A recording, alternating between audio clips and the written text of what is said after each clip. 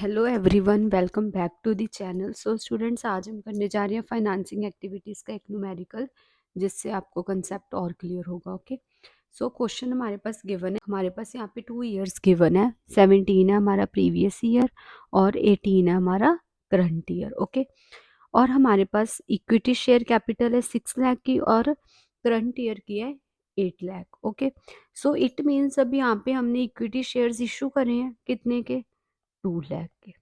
Okay, हमने यहाँ पे रफली लिख लिया। नेक्स्ट है हमारे पास 12% प्रेफरेंस शेयर्स जो कि 2 लाख के थे 17 में, 18 में हमारे पास नील है। इट मीन्स ये हमने प्रेफरेंस शेयर्स रिडीम कर दिए। ओके, यहाँ पे हमारे पास नेगेटिव का 2 लाख आ जाएगा। ओके, देन नेक्स्ट है हमारे पास 14% डिबेंचर। 17 में हमारे पास थे ही नहीं, 18 में हमारे पास है 1 लाख है। मतलब कि मैंने 1 लाख इशू करा, मेरे पास कैश आ गया। ओके, मेरे पास पॉजिटिव बैलेंस हो गया। अब यहाँ पे हमारे पास एडजस्टमेंट्स भी गिवन है, जिसे हम एडिशनल इंफॉर्मेशन बोलते हैं। फर्स्ट वन हमारी एडजस्टमेंट है, equity shares were issued at premium of 15%। अब यहाँ पे हमारे पास आया ना कि हमने 2 लाख के इक्विटी शेयर्स इशू करे हैं, लेकिन वो कितने पे इशू करे हैं हमने, 15% प्रीमियम के ऊपर। ओके, साथ में हमारा यहाँ पे ऐड हो जाएगा 15% प्रीमियम, और 15% 2 लाख का 15% कितना बन गया, 30,000। 30,000 यहाँ पे हमारा ऐड हो गया। ओके, ये मैं अभी सिर्फ रफली स्टेटमेंट बना रही हूँ, फिर हम प्रॉपर करेंगे। देन नेक्स्ट एडजस्टमेंट है हमारे पास, preference shares were redeem at premium of 5%। यहाँ पे हमने ये भी देखा कि हमारे शेयर्स रिडीम हो रहे हैं कितने प्रीमियम के ऊपर, 5% प्रीमियम, मतलब कि हमने 5% अमाउंट ज़्यादा पे करी है। सो 2 लाख का हमारा 5% कितना हो गया, 10,000। वो भी हमने यहाँ पे ऐड कर लिया। ओके, नेक्स्ट है डिबेंचर्स। डिबेंचर्स भी हमारे इशू हुए हैं, इशूड एट डिस्काउंट ऑफ 1%। हमने 1% डिस्काउंट के ऊपर इशू करे हैं। मतलब 1 लाख का 1% कितना हो गया, 1,000। वो हम यहाँ पे माइनस कर देंगे 1,000। अभी हम देखते हैं आगे हमारा क्या आना है। नेक्स्ट है dividend paid on old preference shares of ₹24,000। हमने डिविडेंड पे करा है प्रेफरेंस शेयर्स के ऊपर कितने का, 24,000 के ऊपर। ये तो हमारी अलग एंट्री जाएगी। देन नेक्स्ट है इंटरेस्ट पेड ऑन डिबेंचर्स। हमने डिबेंचर्स के ऊपर इंटरेस्ट पे करना था 14,000, वो भी हमारी अलग एंट्री जाएगी। ठीक है, आउटफ्लो में। Then underwriting commission on equity share of ₹10,000। Equity shares issue करे हैं उसके ऊपर हमने 10,000 कमीशन पे करा है। ओके, सो वो मेरा यहाँ पे हो जाएगा माइनस 10,000।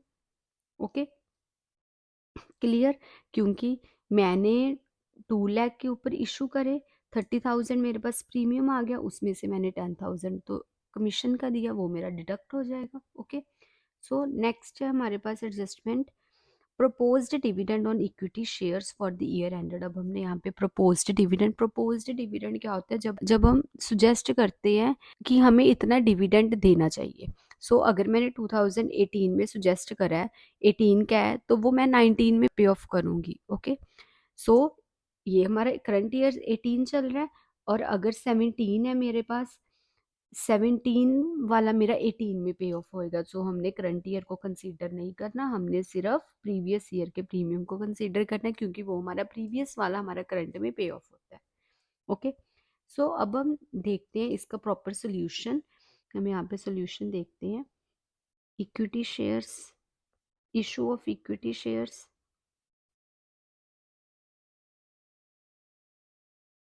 2,20,000 ये हमारे पास कैश आया, पॉजिटिव बैलेंस।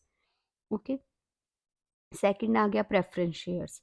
ठीक है, उसका हमारे पास आएगा 2,10,000। ठीक है, 2 लाख प्रेफरेंस शेयर्स ये हमने रिडीम करे हैं। ठीक है, 2 लाख और हमने प्रीमियम के ऊपर रिडीम करे हैं। इट मीन्स 2,10,000 हमारे पास नेगेटिव में आ जाएगा, redemption of preference shares, that is 2,10,000। Clear, और जो नेक्स्ट है डिबेंचर्स, 1 लाख है, वो हमने 1% डिस्काउंट के ऊपर इशू करे हैं, दैट इज 99,000। यहाँ पे आ जाएगा इशू ऑफ डिबेंचर्स। ठीक है, डिबेंचर्स 99,000। ओके, हमने यहाँ पे डिबेंचर्स इशू करे, हमारे पास पैसा आया। अब हम देखते हैं हमारे पास डिविडेंड गिवन है। फर्स्ट एडजस्टमेंट भी हमारी एडजस्ट होगी है सेकंड भी और थर्ड भी। अब डिविडेंड पेड हमारा कितना है 24,000। अगर हमारे पास डिविडेंड के अमाउंट नहीं गिवन होती तो हमने जो आगे है 12% उससे हमने अपना डिविडेंड निकाल लेना था। ओके 24,000 यहाँ पे आ गया डिविडेंड पेड, दैट इज 24,000 वो हमने पे करा, नेगेटिव आ गया। नेक्स्ट है इंटरेस्ट ऑन डिबेंचर्स पेड, ये भी हमारा नेगेटिव में आएगा, हमने 14,000 पे करा है।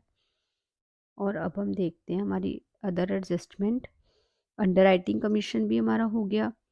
नेक्स्ट है हमारे पास प्रोपोज्ड डिविडेंड 90,000, वो भी हमने पे ऑफ करा है, नेगेटिव आएगा प्रोपोज्ड डिविडेंड दैट इज 90,000।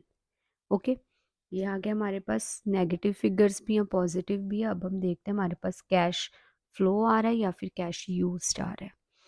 ठीक है अब सारा कैलकुलेट करके हमारे पास आ रहा है नेगेटिव का 19,000।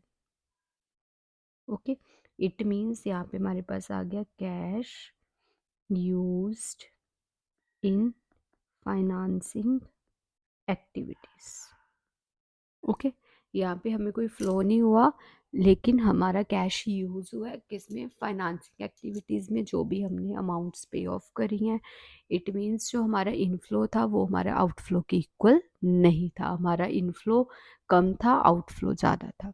ओके सो स्टूडेंट्स ये था हमारा आज का क्वेश्चन। होप सो आपको आज का ये क्वेश्चन क्लियर हुआ होगा। Please students do subscribe, like, share and comment. Thank you so much.